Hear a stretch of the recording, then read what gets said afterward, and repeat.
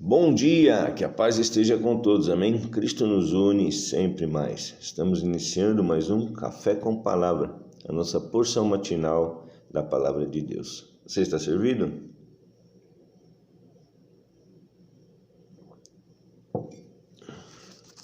Glória a Deus. Louvado seja o nome do Senhor.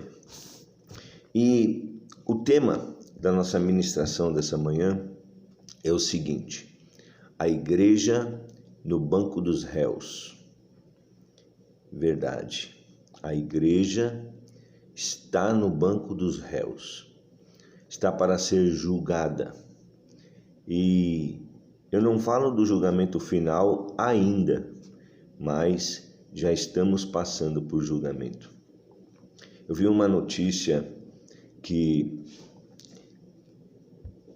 a igreja está sendo julgada no Tribunal Superior Federal, no STF.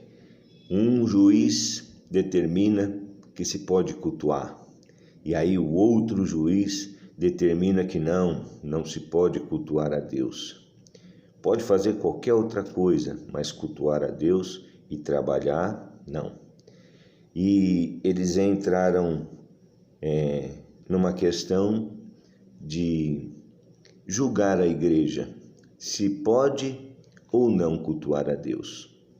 Agora, na quarta-feira, dia 7 de abril, nós, a igreja do Senhor, seremos julgados, não por Deus, agora pelo menos, mas pelos homens. Eu digo não por Deus, mas lá no fundo, sim, tem a mão de Deus. Pode ter certeza.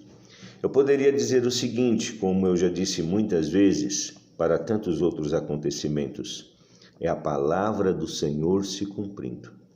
A questão é, por que agora? Por que nessa geração? E é sobre isso que nós vamos falar hoje. Eu queria que você compartilhasse comigo a palavra que está lá em Isaías, no capítulo 59, versículos 14 e 15. Diz assim: pelo que o direito se retirou e a justiça se pôs de longe, porque a verdade anda tropeçando pelas praças e a retidão não pode entrar lá. Sim, a verdade sumiu, e quem se desvia do mal, quem quer fazer o bem, é tratado com pressa e perseguido. O Senhor viu isso e desaprovou o não haver justiça. O fato é que a verdade perdeu o valor, e aqueles que querem o bem dia a dia estão sendo perseguidos. E eu poderia falar também, é perseguição com a igreja. Mas existe um ponto na nossa vida em que nós devemos de deixar o vitimismo de lado e assumir as nossas responsabilidades. É fato que, diante de toda circunstância adversa, o crente deve orar. E nós precisamos orar, é verdade. Mas também temos que ter discernimento do que está acontecendo e por que está acontecendo. Vamos pensar sobre isso? O capítulo 59 de Isaías fala a respeito da confissão da maldade nacional. Está falando sobre um mal que fez com que o Senhor permitisse algumas coisas. Se a igreja fosse mais fervorosa e voltada para Deus, certamente a realidade da nação seria outra.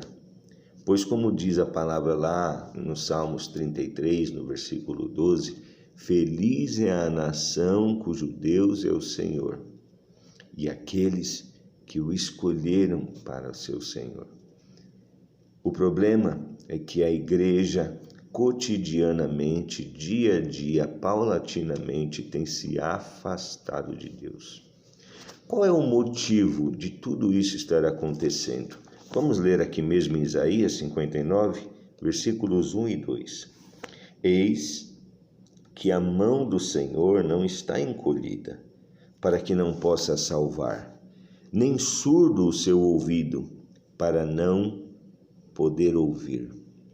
Isaías começa dizendo para a nação, para o povo, que o Senhor não está longe, que o Senhor está com os ouvidos atentos e que no momento em que Ele assim determinar, Ele coloca a mão e muda a sorte de toda a humanidade ou daquele povo. Mas olha o que diz no versículo 2. Mas Deus está preparado, pode ajudar, Ele está ouvindo, Ele sabe o que está acontecendo, Ele não tarda. Mas as vossas iniquidades fazem separação entre vós e o vosso Deus, e os vossos pecados encobrem o seu rosto de vós, para que vos não ouça. Eu tenho a convicção de que chegou o momento de colocarmos o vitimismo de lado, de largar a narrativa de que a igreja é perseguida, de que o povo não tem olhado para nós, os crentes, os cristãos, e nós deixarmos o egoísmo de lado, o vitimismo de lado e nos voltarmos verdadeiramente para Deus.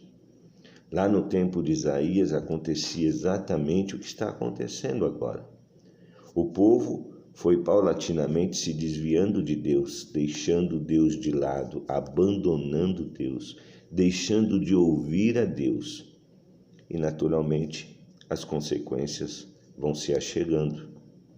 E essas que aí estão acontecendo, a pandemia, as perseguições, é falta de fé, é esfriamento da igreja, é o fato das igrejas não quererem a Deus, mas sim as bênçãos de Deus. Está mais do que na hora de nós pararmos de olhar para as mãos de Deus, para o que elas estão dispostas a nos oferecer e começar a olhar para os pés do Senhor, prostrados em sua dianteira, e entregar a Ele, deixar de pedir e começar de fato a oferecer louvor, adoração e respeito.